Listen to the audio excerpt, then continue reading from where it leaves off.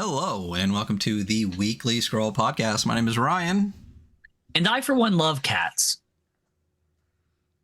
And with us today, we have who will probably be a returning normal guest. This is Jarrett of Space Penguin Inc., the man who needs no introduction. How you doing today, The Jarrett? legendary. Hi, I'm good. I like cats too, but See? this is not cat chats. This is Cat Chats, by the way. This is not Cat Chats on the Weekly Scroll. This is not Cat Chats. That's what we'll call it. This is not Cat Chats on the Weekly Scroll.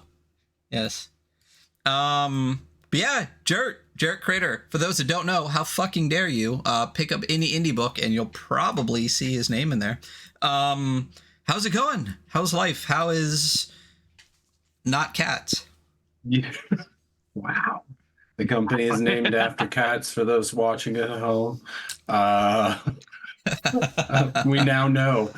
Things are going pretty well. Just today, took receipt of 1,000 copies of Forbidden Psalm 𝗖𝗵𝘁 softcover for the US and those backers who were shipping out to from our end. Nice. And two other new releases we could talk about in just a second. And I've got Seas of Sand. I've got some Cairn news. As we talked about shortly before we went live, I'm also discovering the joy again. It's an annual gift of small business taxes. Yay. Yeah, mostly Debbie and I are just super busy. We were on a short trip and got to visit some friends in the industry and not in the industry. Yeah, ate a lot of food back home in 𝗂𝗍𝗵𝘁 area. And no barbecue though. It was weird. No barbecue this time. That's all right. It's all right. Got to go through the new Kansas City airport, which was kind of odd and weird because the old one's still there, and I so severely hope they leave the old one there and just let it get all desiccated so it's like a dead mall at some point. Yeah. Other than that, we've just been hopping and bopping, waking up early every single day, and getting shit done. Well, that sounds like some adventuring. Yeah, a little bit. Yeah. I'm excited to get... No, what's up? I thought you were being quiet. I thought we made you mad with the cat chat. Oh, no, listen, he's given me enough stuff about the cat. It's not a big deal. It's a fucking meme at this point. It's whatever. No. But yeah, the adventuring sounds fantastic. I'm excited to get Forbidden Psalms when it comes out. You said we have some new Yeah, we have two other new. Well, here this is the Forbidden Psalm 𝗖𝗵𝘁 softcover. I really like what Will did with the spine on this and what we did on Collection of Death, and I think going forward we have discussed doing that with the new bigger books. Zines obviously are still going to be saddle stitched, but anything that's perfect bound or hardcover, we're talking about doing this. Just it looks neat, and of course it makes the printers be like, you know that your art is going over the bleed, and we love it. Printers hate us, so yeah. Printers, what is it? Fish love me, men fear me, and printers hate us. Something like that. I don't know. You talk about something like that, yeah. But it's fairly chunky. It's got a nice, good, resilient cover, and everything on the inside looks super cool and nice. Great. We will reworked all of the margins, all of the gutters, so we're not losing anything at all. You always run into that problem with some soft covers, but yeah, everything got tweaked out. Just overall, for a book that was essentially built over the last 2.5-3 years, like this thing feels like the end times edition, like the definitive edition going forward. And yeah, just kind of as a template of how we're going to do all of the other books and stuff. Last War, I know some folks know that there's a box coming with in a deal with War Games Atlantic, featuring some of their miniatures. Yeah, if you're on the Forbidden Psalm Discord, that's where the latest breaking news is at. But yeah, working with Charlie and the gang at WGA, and yeah, Last War has been re-edited and retreated, and that's going to be coming in a box set with some sprues and some possible tokens and stuff. I don't know. We're not handling that end of things as far as we handled the book getting to them. But that's looking like that's going to come out sometime in the next couple of months. There was a mold situation, and not mold as in like the fungus, but the mold as in the mold that they make the sprues off of and stuff. I have to say that because when I saw there was a mold delay, and I was like, wait a minute, mold and printing? Oh, no. Okay, it's in making miniatures. So that's cool. We've already seen some pictures of the boxes. I shared those in our newsletter for those who aren't signed up, spacepenguin.inc. What else? Two other FP related new releases, monthly issue number 2, Forbidden Love, and issue number 3, Beware the Ides of March. These both just went on sale like 18 minutes ago, so I'm expecting my phone to start blowing up with the Shopify noise here anytime. I'll just say this, there's a donkey in this one, and there's chariots in this one, and if you combine the two, you can have donkeys and chariots. I mean, you can have horses with the chariots and stuff like that, or goats. No, donkey is definitely way better. That sounds like donkey is for sure. It's going to be the slowest moving chariot known to humans. So yeah, so that's FP news. We're waiting on some physical samples of the tokens and the maps from End Times, and as soon as those are approved, those will be kicked over. So those will be arriving here in the next few weeks. Over in Wales, on Will's side of things, the hardcovers and the soft covers and the Warband book and everything else has landed. So yeah, it's a lot of that time after a crowdfund, or after a campaign, whenever you're just kind of waiting around on everything else to land. So that's pretty cool. Speaking of stuff that has landed, Seas of Sand by Sam Sorensen, Sevens, like I said in the newsletter this week, has arrived, and these are also gorgeous, like beautiful setting.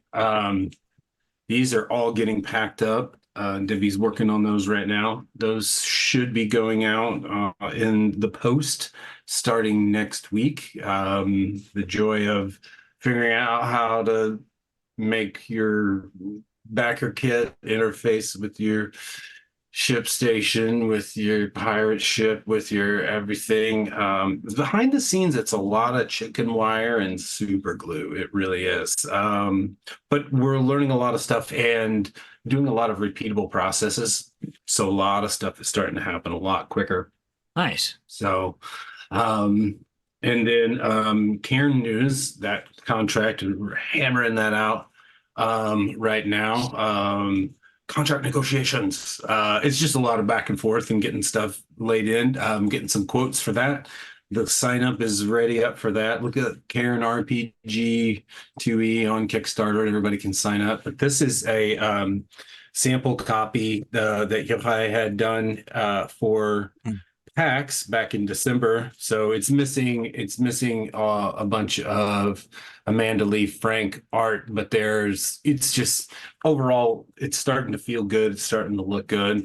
We got a couple of small surprises with the crowdfund for that one. It's going to be pretty straightforward, to be honest with you. Like, we're trying to keep it at a price point that we feel is good, that packs in a lot of what makes the box set a necessary box set. We're issuing extraneous material, stuff like dice. We're skipping dice on this one. I know it's kind of weird, but it's also at the same time, it gives us a chance to later, if we want to do dice for Karen or something like that, or if 𝗄𝗄 wants to do them, like that's just something else. We just feel like it just, I don't know, it makes for a more streamlined box And these days, with the advent of being able to use a dice roller inside Discord or Roll20 or Foundry or anything that you're using to run, shoot, you can have 5 or 10 different ones on your phone at any given time. I know I do still, so Yeah, I do too. yeah, for sure. So it's just one of those, it takes up space in the box, and we want to pack it with more books in that box. And then we do want to leave a little bit of space for you to put future zines and books and stuff like that come out for the Karen line in there. Okay, I'm going to breathe for a second. Got that beautiful Bruno Pacheco cover on that, right? Mm-hmm. It's interesting, we have been like along for the ride through like the birth and current life of SPI. Because you came on the show, was like several weeks before it launched, the first time you ever came on the show. Yep. Indeed. And so, I know that you said that you were really like putting your head down for the first like couple years of this. Like how long ago was that? Was that about a year ago? Less than? We are approaching, so it was probably about a year, a little bit more ago, that we were getting ready to, like, the doors were getting ready to open. Then there was like a 3-month delay. Some behind the scenes stuff happened. We actually started selling product in July of 2023. So, and how do you feel like now that you're, not quite a year, we've a few months in, but like, how are you feeling with like your benchmarks of where you wanted to be? We are, plus and minus a lot of stuff. Originally, the plan was just like avoiding crowd funds as much as possible. Right. And then I blame Will Rahman. He tricked me into it with End Times, mostly because it worked out with that situation. So I amend all my previous statements with don't do a crowdfund unless your stuff is ready to go. So that's one of the kicks with Karen, is like the reason that it's been delayed and that it's taking its time to get to the stage of launch is we're giving Yochai and Derek and Adam time to get the books done, and Amanda and Bruno and everyone else to get the things illustrated, because we are consumers ourselves. You can I got a bunch of stuff here, like, yeah, a lot of it I work on, but I do buy a bunch of stuff because I like stuff. And one of the worst things is the wait. And like, I've been on many projects and have worked in other spots, and one of the things that we just want to avoid doing is making people wait any longer than is strictly necessary. And in a perfect world, the active creation would be funded somewhat, and it would just be less stressful to get up every day and work as an editor or work as a writer or work as an artist and whatnot. So it's a balance in all those things. So I'm taking a big lesson from my friend Jarrett at 𝗡𝗄𝗧. Don't use Kickstarter for cash, use it for capital. So what we're going to be doing is, sure, we're going to hit some numbers with Karen. We know it's it's a big box. People have been anticipating it for so long. But one of the big things that we want to do is we want to make sure that it goes to print. And then when we print it, that we print enough copies so that we don't have to go back to Kickstarter to do another print run of that. We just want to avoid having to do it, because it takes, running a crowdfund campaign just takes so much out of you. There's just physical, mental, emotional upheaval every single step of the way as you're going through it. You've got the basic number go up, and then what if number doesn't go up? But behind the scenes, all of that, just all of the logistics and stuff of landing multiple products in multiple continents, at distributions /fulfillment centers and everything else. That, I tell you guys, I just want to do it once. I don't even want to do it once, to be honest with you. I just want to, I wish there was just enough money that it was just like, we print the thing and we go. It is the nature of capital and the nature of consumerism and whatnot that this is an option here, so we're going to use it, but I don't want to do it. I don't want to have to do it for the same thing more than once. I feel like if we don't put forward some more of that money into printing a bunch of extra copies, that we can then use the profits from that to print more copies, etc. You know, it's like the old anti-drug commercial. I do more cocaine so I can work more hours, so I can make more money, so I you can do more buy cocaine. more cocaine, right? Except Hey, listen, if it works, it works, you know. right. So we've replaced cocaine with role-playing games. There you go. Oh. So the post-pandemic crowdfunding scene is different too. So I back a lot of projects.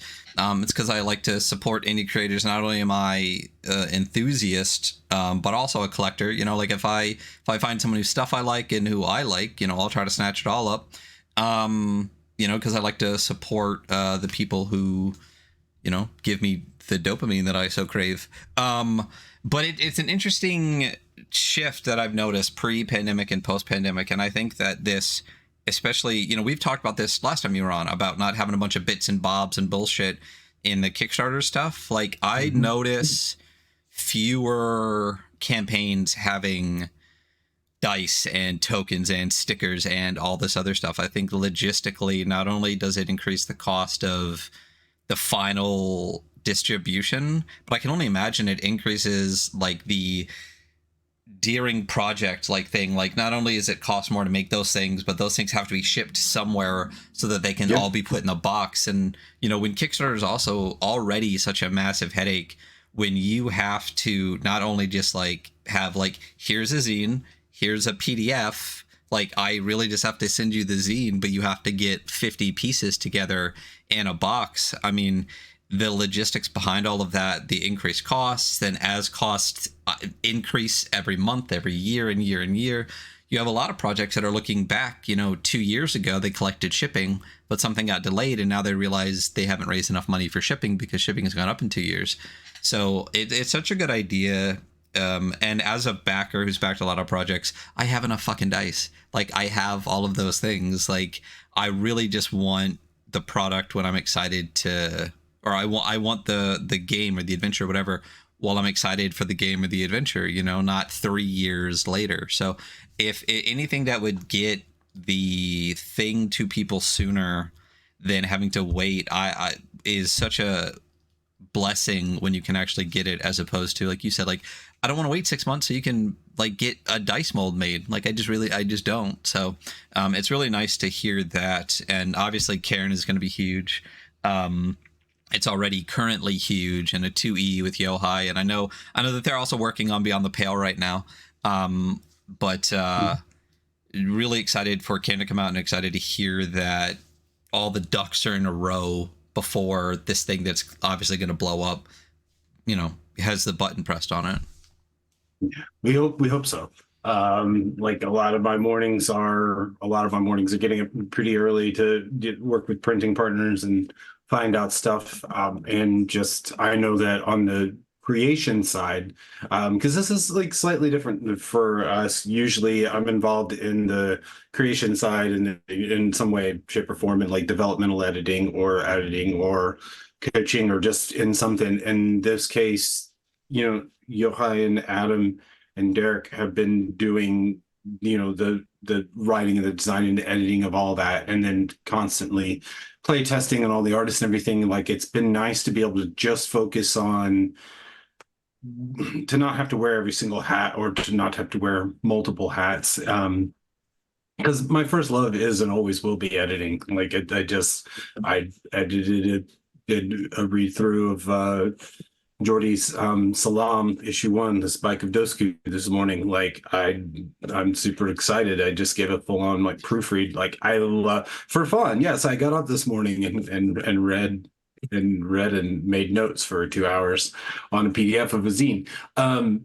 But it's nice to be able to just focus on doing the logistics and landing and learning. Like, that's my biggest thing is, previously in a lot of jobs and a lot of life and just existence, whatever, overall everything, I've moved on from situations because I'm not learning. This is something we talked about, Hunter, before we came on. When you're not improving a skill or you're learning something new, it becomes kind of a drag.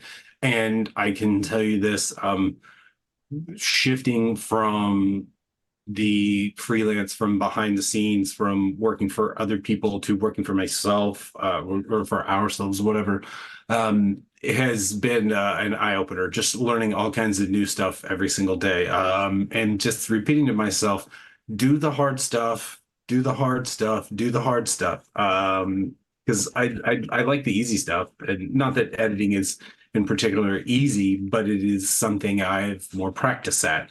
So international logistics is, is a new one. Like it's a new one in the depths that I'm going to now, working with getting fulfillment set up for Australia, New Zealand for Cairn, and stuff like that. And talking with 𝗏𝗏𝗂 about getting the UK pledges and the EU pledges sent from France and stuff like that. Like, it's all like, it's a big, massive ball of like, what the fuck is all this shit? And then figuring out how it all works together. So, and then building repeatable processes. That is a very important step. Being able to like replicate and, expand. Also, I just wanted to say, Jarrett Crader, international man of mystery. So, I'm not really that mysterious. I just get a great head. But no, I really am enjoying getting everything done, like in learning how to do this, like, because eventually I want to take what I've learned and refine our process, and then someday make that guide. I think I've talked to about it on this show before. I've talked to it on other shows. Back when I used to co-own a record label, there was a book called Book Your Own Fucking Life and a website called bookyourownfuckinglife.org. And like, it was around the dawn of social media, MySpace and the early days and stuff like that, and Facebook. But when it was still difficult to book a tour and things like that on your own as an independent band. And that book really, really, really came in handy. And I kind of want to, at some point someday, help curate a book that has all of what we do and all of, like a for dummies book, essentially. Because I'll tell you what, I picked up Small Business for Dummies, and there was about 25% of that book that I could use, because this is just all small business is just going to be different. So maybe it won't be a book. Maybe it'll be a living document, a wiki, so to speak. But we'll see. That's on in the future. I think before I get to the point of teaching, I want to figure out if I know what the hell I'm doing first. So, work in progress. Aren't we all? Just got to take on a pupil and practice, you know what I mean? Just let them fuck up and you can be like, right. Shouldn't have told them that, Yeah. But yeah, so not only are you doing like Cairn coming out, obviously Forbidden Psalms are doing the monthlies through that, but a big part of Space Penguin Inc. too is distribution, because I'm back too many Kickstarters. And I feel like half of them now I get to the bottom and I look at like, distributed by Space Penguin Inc. You guys are just snatching up all this stuff and really being kind of like the go-to for distribution, or is that what you're trying to be, or what's the goal with that? Well, it's for fulfillment. It's for fulfillment. So there's a little bit of difference between fulfillment and distribution. Fulfillment is order fulfillment. So, helping doing our Kickstarter fulfillment and fulfilling our orders. And we got Meat Castle as a store. I'm working with 4020 guys stations, working on getting their store. I met up with Marco while we were back home and working on just, Marco, if you're listening, I'm saying it in public, I'm going to make you make your own Shopify store or e-commerce store at some point. Do it. So that's order fulfillment. Distribution is more, we have a distribution partner in ACD who we are listed in their catalog, Meeple Monthly, which, funny story about Meeple Monthly, this month was supposed to be the first issue where in the back it says Space Penguin Ink, and it has all their stuff in it. And we got home from our trip, and the cover made it, but the innards didn't make it. You know, because it's a staple bound catalog. The cover made it, the insides didn't. So we don't know. We're hoping that maybe an extra copy will appear. I can always just message someone there. But so yeah, distribution is where we sell to a distributor, and then the distributor takes care of getting all of that out to, you know, thousands of brick and mortar stores and stuff like that. But yeah, we're that's something that when it comes to order fulfillment for online stores, so e-commerce situations, we already have it. I mean, like I'm sitting here in front of the desk, and then I've got the little printer over here, and it's rather simple for us to get into someone's back end if they've added us to it on Shopify specifically, and you know, have all of the material here. Order comes in, we print the shipping label, we pack it up, but Debbie packs it up. I don't pack it, I'm not allowed to.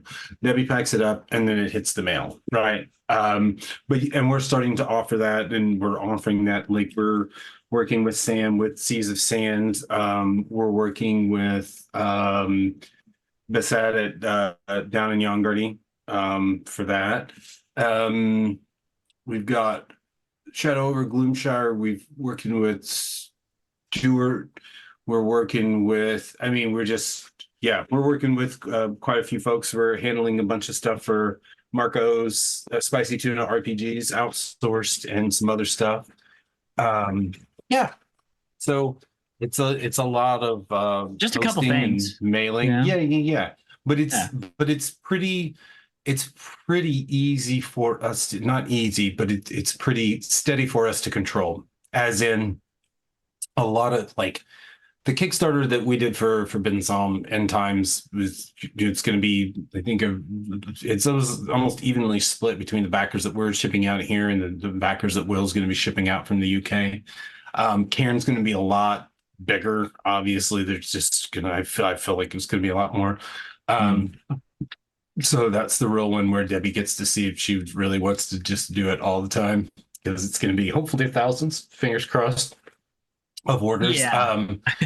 And obviously we'll be engaging with overseas fulfillment partners to handle, you know, the rest of the world, EU, UK, whatever. But yeah, it's a relatively straightforward process for us to be able to do. And we can move stuff in and we can move stuff out. It's also cool because if I really ever want to build a box for it, I have so many different boxes of books that I can. I mean, you guys build box forts, right? Oh yeah, regularly. Yeah. Regularly. Okay. Trust me, I get way too many boxes in my house on a regular fucking basis where it's falling down. Yeah. So continuing about fulfillment, how does that generally work? Like, obviously, as Space Penguin gets bigger and bigger and bigger, you're gonna have people banging down your doors. But is it a lot of people reaching out? Is it you reaching out? A little bit of both? Like, if someone's like, "Hey, I really would like someone who knows what the fuck they're doing," do they just like, you know, what do they do, and what do you do, and the vice versa? Sure. A lot of the ones that we're working on are folks who are overseas from us, so are EU, UK, Finland, Australia, and whatnot, where it's cost prohibitive for them to, well, it's not cost prohibitive, but it costs more for them to ship out from their home country. Whereas with the advent of easier to print from places like Mixam, Printing Center USA, stuff like that, where you can print on multiple continents and get damn near the same product, it just makes sense for creators to print and sell here, or print and ship to us, and then we ship that out. So we're working with a lot of folks, and like I said, not in the US.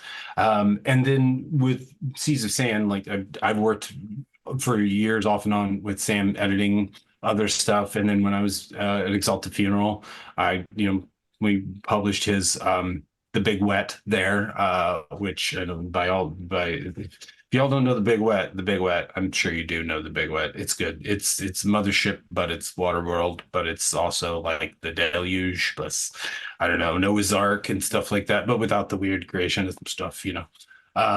Yeah, it's a fun, cool module. Anyway, so yeah, like I said, primarily working with folks overseas. Some people have reached out to us. Some people have seen me reach out on in certain spaces. Some people, I have reached out to a couple other people and just been like, hey, I know that you're probably going to print that at Mixam. Would you think about printing it for you know, at Mixam US, shipping to us, you know, landing it here with us? We have the whole process of we know which mailers to use. We know with the bubble wrap, we know down to the penny, like how much the bubble wrap and the tape cost and stuff like that. So we can offer a really inexpensive rate. You know, it's a couple bucks for like most zine Kickstarters. It's pretty straightforward. And then larger stuff that has like more SKUs, obviously we'll negotiate. We'll talk, you know, it might be $3 or it might be $4 if you've got big old stuff, you know. Some stuff like the greenhorns, there's going to be posters for that. So those posters are going to be rolled up in tubes. Those are a separate, right? I know. Marco is very insistent with tubes, and Debbie agrees, and I'm 100% down. But that's going to be a separate mailing so that, you know, the posters will come in tubes. And, you know, again, like, it's just, I don't know. We just really like what we do, I think is what it is. So that's why it seems like it's easy, or and I know it's not easy, but it just seems, it's just fun. I enjoy this work that I do. I enjoy, you know, even though sometimes days are 16 and 18 hours long, and sometimes you work 7 days a week. Like we were on a trip and I still worked for at least 2 or 3 hours every day. It's still way more rewarding than any restaurant job I ever had. And I had a lot of restaurant jobs, and I had some really good restaurant jobs that were really cool, and I made a lot of money, and I had a lot of freedom and different stuff, you know. But this is just way more fun. So, I mean, because I get cool shit like this all the time, you know, like, whereas, you know, at a restaurant, what do I get? I get a quesadilla or something, you know.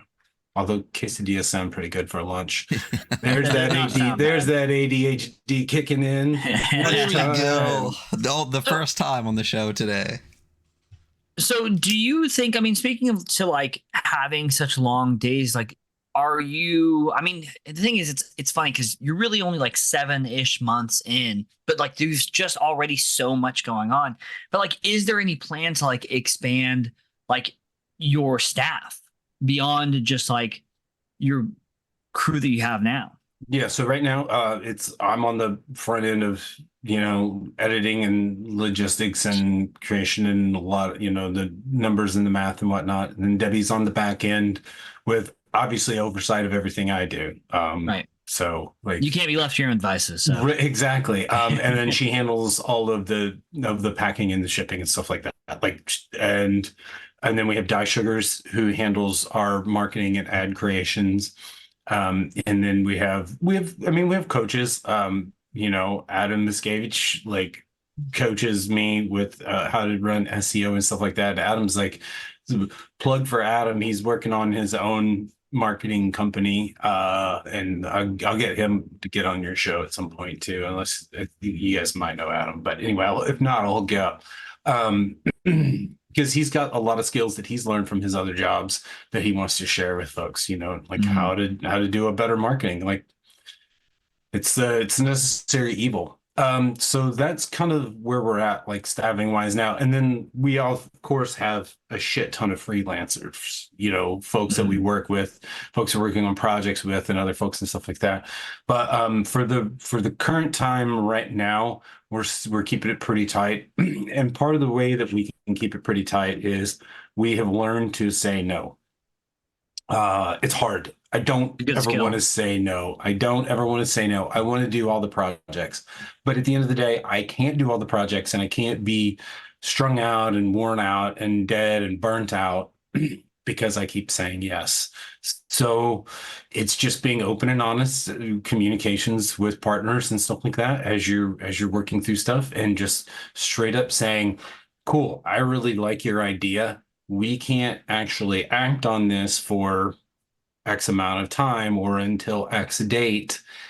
I just, it's really hard to say no. It's hard to retroactively say no, but it's one of those things you just have to set the boundaries, or you just find yourself, you'll grind yourself down. The bastards won't do it for you. You'll just grind yourself completely out of any sort of enjoyment of the thing. And that's the kick.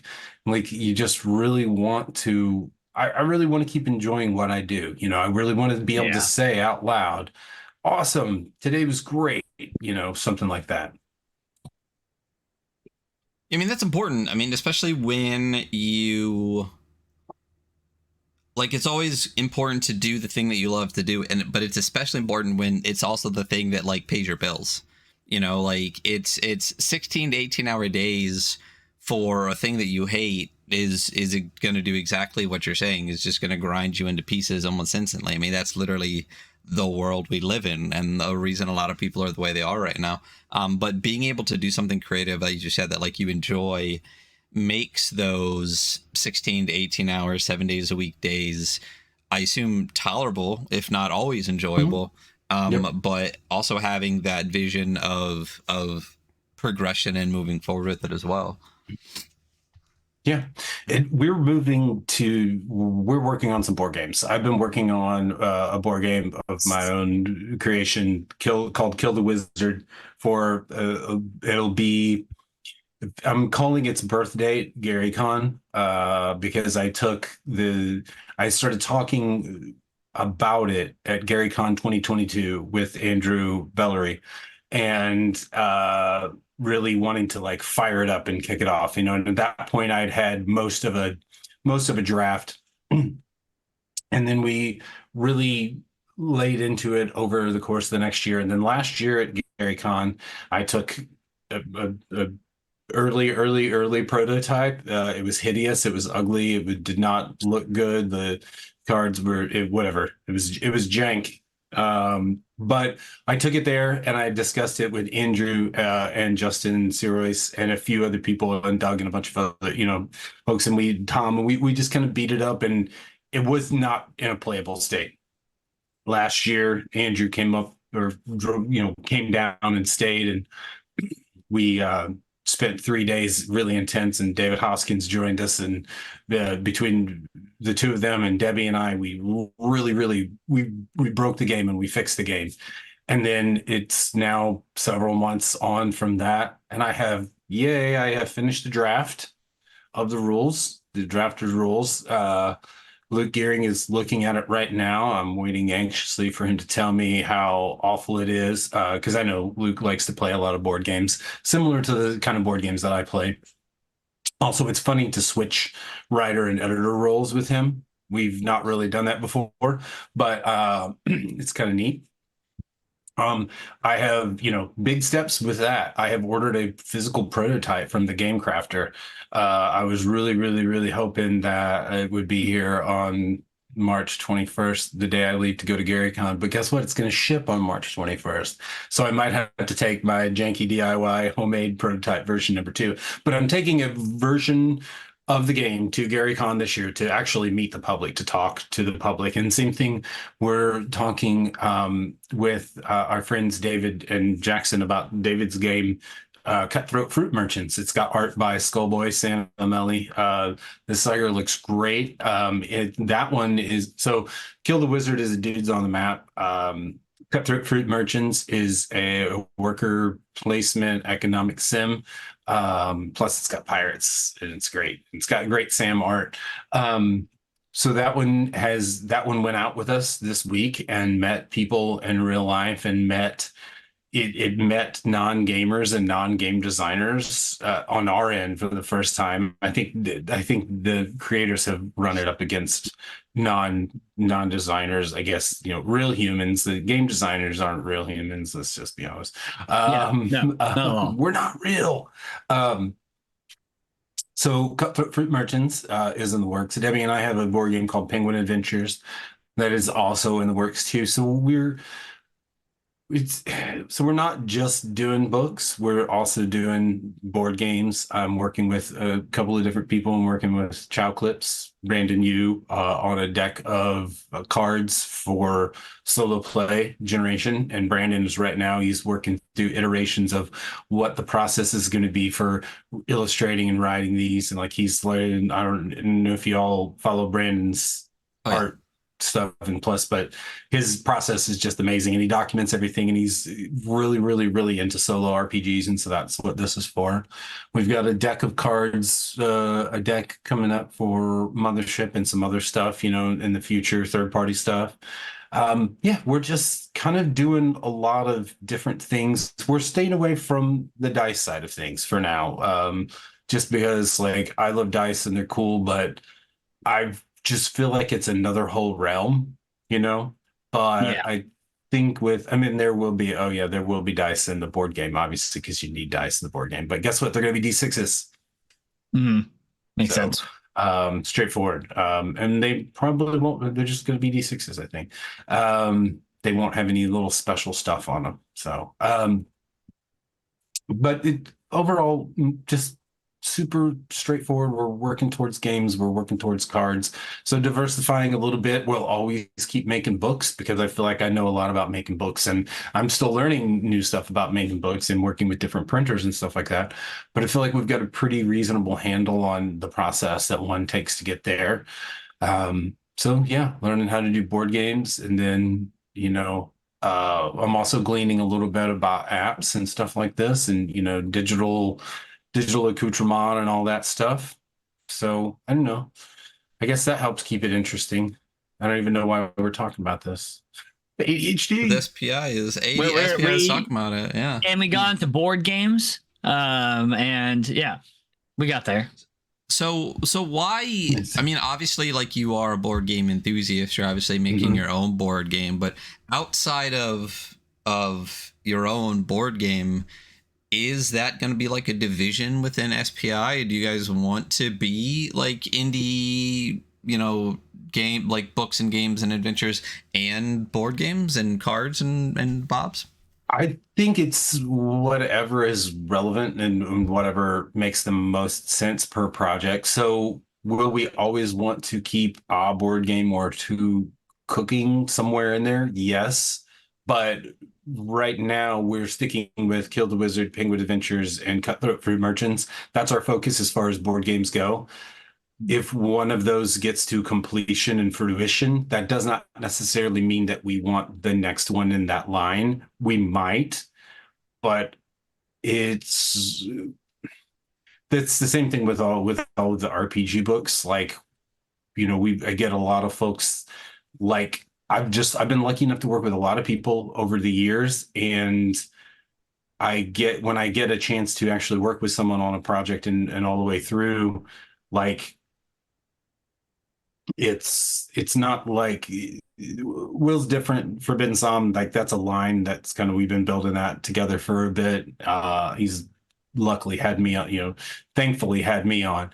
But as far as most of the rest of it goes, like, it's kind of on a per project basis. It's not like I constantly have to have something in the chute for this system or that system or whatever. It's kind of whatever my flighty ass brain says, this might be really cool and we should totally do this, you know?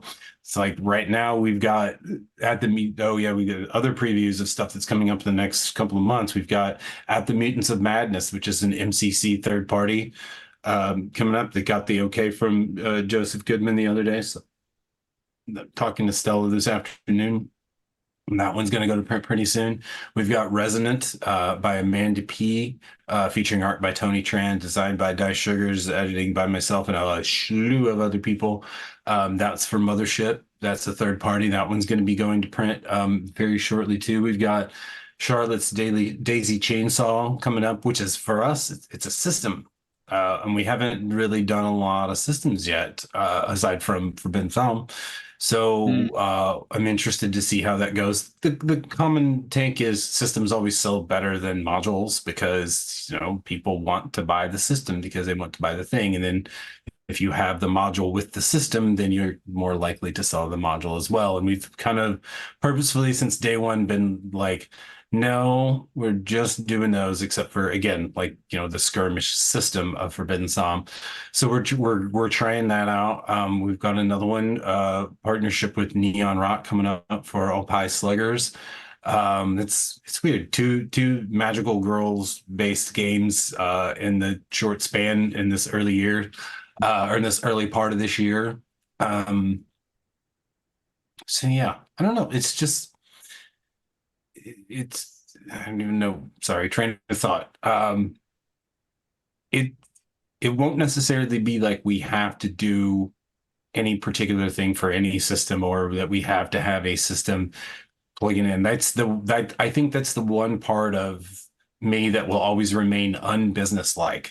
I'm not looking at projects as, oh, cool, we're going to make this money off this and that, blah, blah, blah, blah, blah. You know, like I'm looking at it because I'm actively interested in playing and running the system. You know, when 𝗏𝗏𝗧 came to us with Karen, I was just like, hell yeah, because I love Karen because, I mean, I've been playing Into the Odd since like back in the day, like the OG softcover print from Lost Pages that Chris put out first. Still one of my prized possessions, and you will not get that from me. You know what I'm saying? Plus, it's got all kinds of my own pencil marks and stuff like that. The Iron Coral, like, is I've run that thing so many times, and so to get to work with like 𝗏𝗏𝗧 on Cairn, and then we're handling fulfillment for Rune Cairn Ward Saga. You know, previously when I was at EF, helped get that printed and published and stuff like that with Colin and stuff. So it's less about like, oh, we've got to do this because we've got to do this. Oh, look at that. Like, is that one of the OGs? I think it's a POD. Yeah. Dun, dun, dun. Mine might be a POD too, but mine looks a little less glossy. But I love that book. I think it's great. So getting to work, you know, with these folks, like it's fun, and getting to do individual projects here and there and stuff like that. Like, sure, at the end of the day, I want to be, you know, Texas oil baron, feet up on the desk, buy, sell, trade. Like, who doesn't want to do that and stuff? But I don't know if I'll ever get to that. Like, we're not going to grow for growth's sake. You know, like we're 100%. Yeah, we want to make money doing this because it's, you have to survive. Like, that's what we're doing.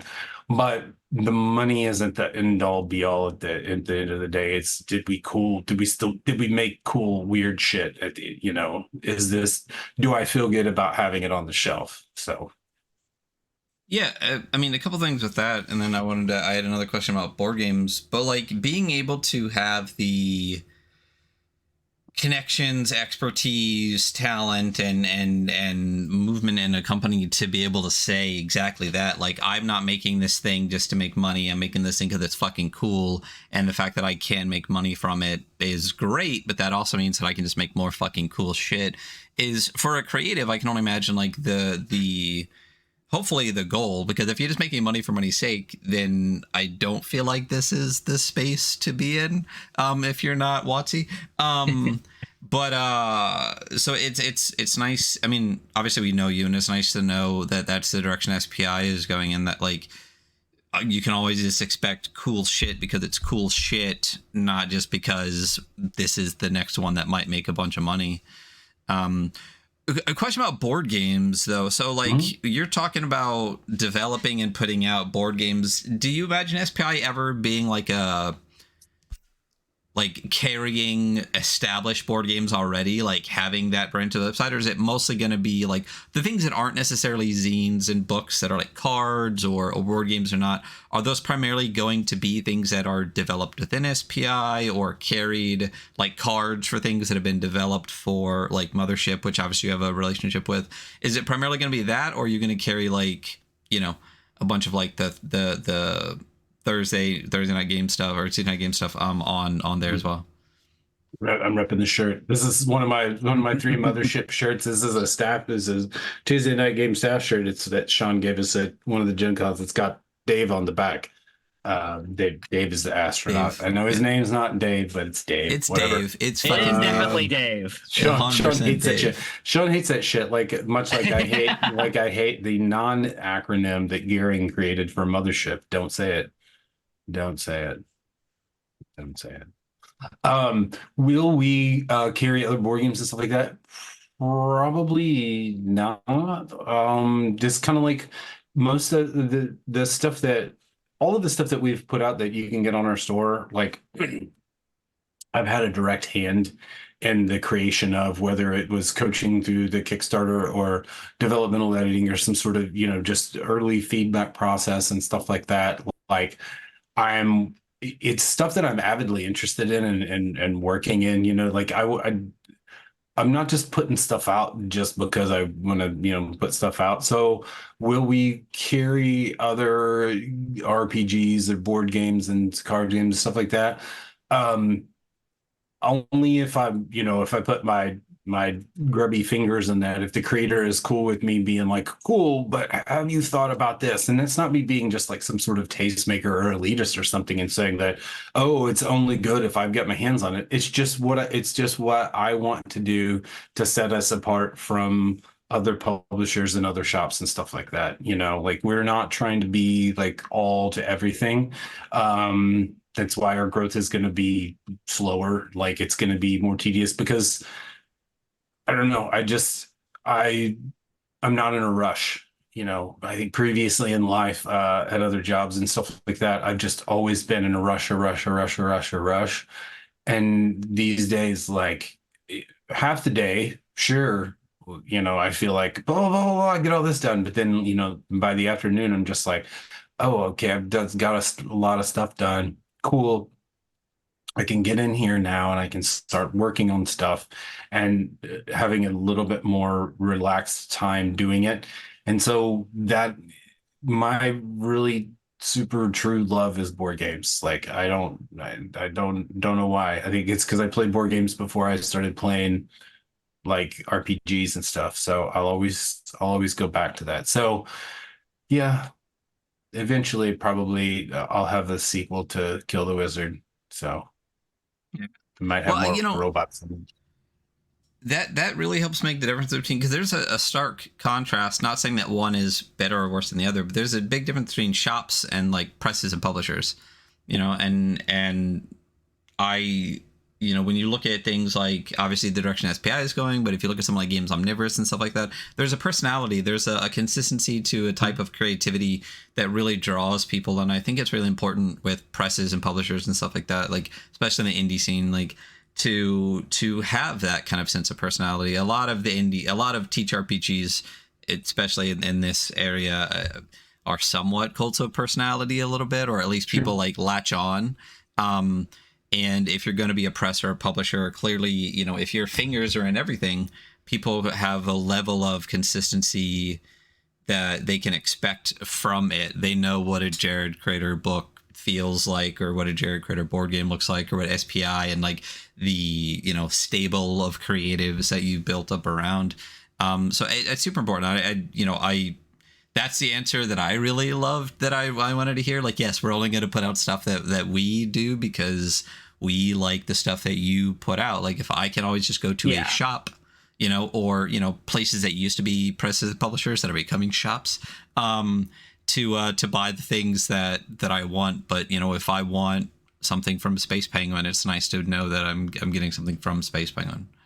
Yeah, the crafty side is still always going to be our thing. Like all of every single package that goes out has like a stamp. Like Debbie has these little essentially print block stamps that, like the Seas of Sand, there's the worm that goes on the Seas of Sand. The Forbidden Psalm skull goes on the Forbidden Psalm one. There'll be one on the Cairn boxes and stuff. So all of the boxes that come out of here, there will always be that human touch, that personal aspect to it. And that's really what we're trying to do, just trying to keep it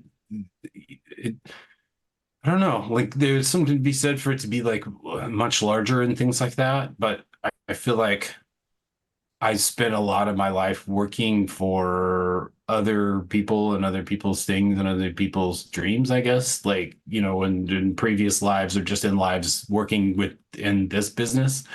And I'm now at the point where I don't have to, you know, like I'm not gonna go out and find these like big name IPs and things like that to do a game around. Like, I'd rather just do my own game, you know. Will I make a lot less money? Hell yeah, I will, but also it will be mine at the end of the day. I can say that, you know, or I'll have the sense of ownership that goes with it at the end of the day. Like you said, you know, like if you're 𝗲𝗂 or if you want to really make money at this, like you can churn out stuff for the next larger, for the big large systems. Like, awesome, you know, cool. And we do stuff for systems that have, you know, licenses open and close and stuff like that. And like, we love to support the other things, but I think the thing is that we love to support like systems that I have specifically have hand in, or just, you know, when it comes to DCC, MCC, like I just love DCC. Like I think in DCC all the time, every day.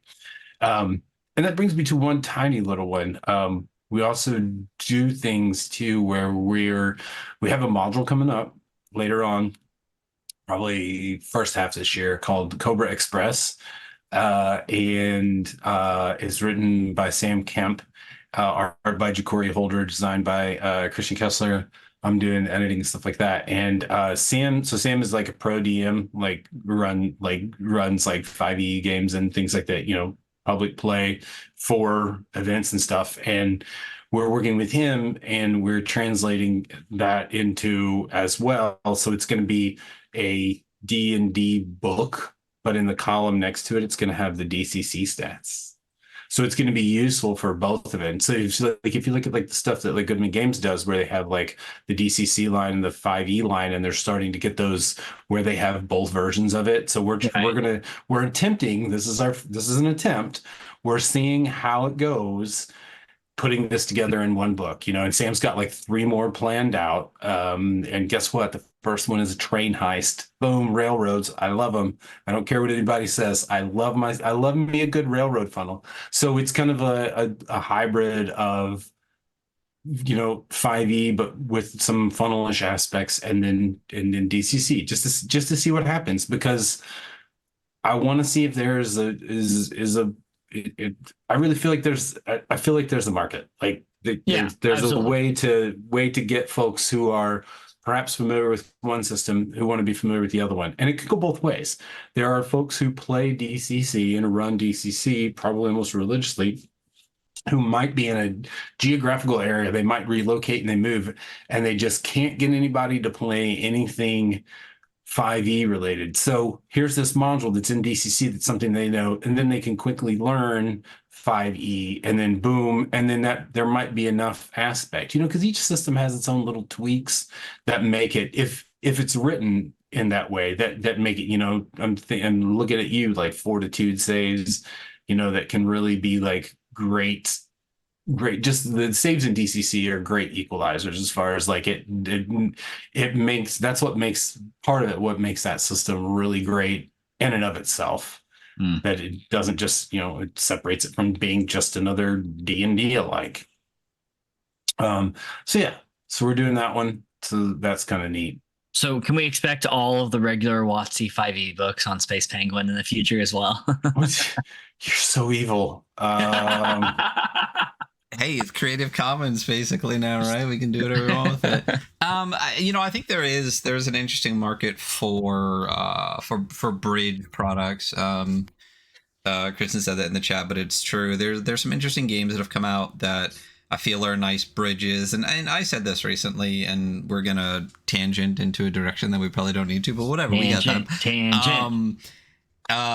Listen, I'm over my hatred of 5e. It is behind me. Here's the thing. If people like that style of play, and they enjoy it, please, all the power to you. I just want people to, if they like that style of play and they know that there are others and still go back to that, go for it. My issue is just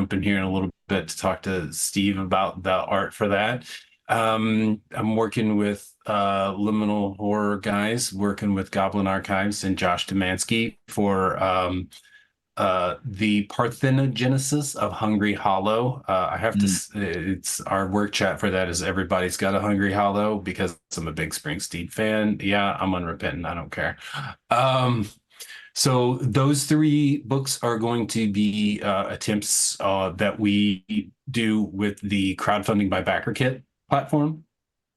Because I'm watching a bunch of folks crowdfund stuff on the crowdfunding by BackerKit, and I want to see how it works. And I want to see, I think it's closer to the idealized pre-order store situation that Kickstarter is supposedly not supposed to be. Right. So, Right. we all know. A system is what it does. You know what I mean? That is. Yeah. I just backed Heretic's Guide to Dying Lands on BackerKit directly, and I thought it was really interesting. Yeah. And it seems like, at least from the customer facing side, like a very smooth integration into like there are like how I already use BackerKit for all the other Kickstarter projects that I have. Yeah. It'll be interesting to see what I think. I was just talking with 𝗓𝗢𝗧 a couple episodes ago too, because they put Ritual Magic for Besties on Crowdfunder. It's interesting the variations between. I think those are the kind of the three biggest ones right now: Kickstarter and Crowdfunder and BackerKit.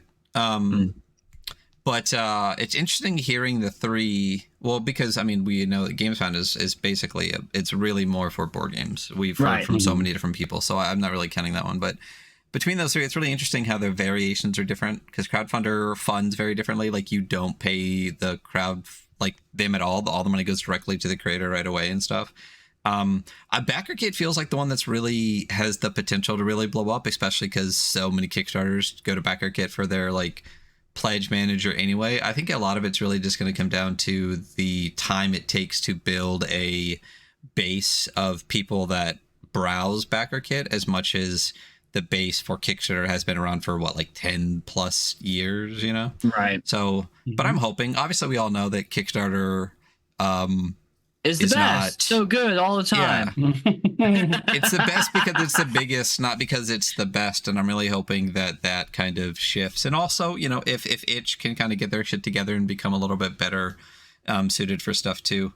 But I'm curious, and the more people that move over to something like BackerKit, especially with names that, you know, like Space Penguin, people will follow wherever my assumption is. I mean, I will. Obviously, but I'm hoping that the more people are willing to experiment, the more those other sites will get better, which may in turn make Kickstarter get better, because, you know, isn't that what capitalism is supposed to be? Is options and and I mean, whatnot? hopefully the options, you know, the exhibition of options makes folks want to work, you know, more to improve the infrastructure of the existing things. I mean, I know that's what we're trying to do with what we can control and what we can handle on the back end, as far as like sharing information about, hey, you know, you too can run your own web commerce store and not have to worry about having boxes of fulfillment stuff in your house. Let us have those boxes of fulfillment stuff here in our space, you know, and things like that. And just like I don't know, just the more that we can make, the cooler. Seeing as how my camera is being really finicky, this might be a good time to wrap. Yeah, that works for us. All So right. listen, should we let people know about us? I'll just say it. We're all getting married. Yeah, the three of us. Exactly. Yeah. Our three ADHD asses are actually going to be able to get together for any extended period of time and actually make that happen. No, Space Penguin, this is going to be a regular thing on our show. We're still coming up with a name. I vetoed one, but we'll see if I get over or unvetoed on that. But expect Jarrett for the foreseeable future to be here on the show. So information about Space Penguin Inc., about stuff coming out. I think next month, Karen's going to be dropping, so we're going to be talking a lot about that. It's going to be in that interim. And I think that we'll need to schedule it way ahead now, because it'll be in the interim where Yohai is going to be at Breakout Con and doing promo there, and then it'll be during that week when he's gone, and then before I head out to Gary Con, because then I'm going to be at Gary Con, you know, talking up a bunch of people there, and then it's going to go live.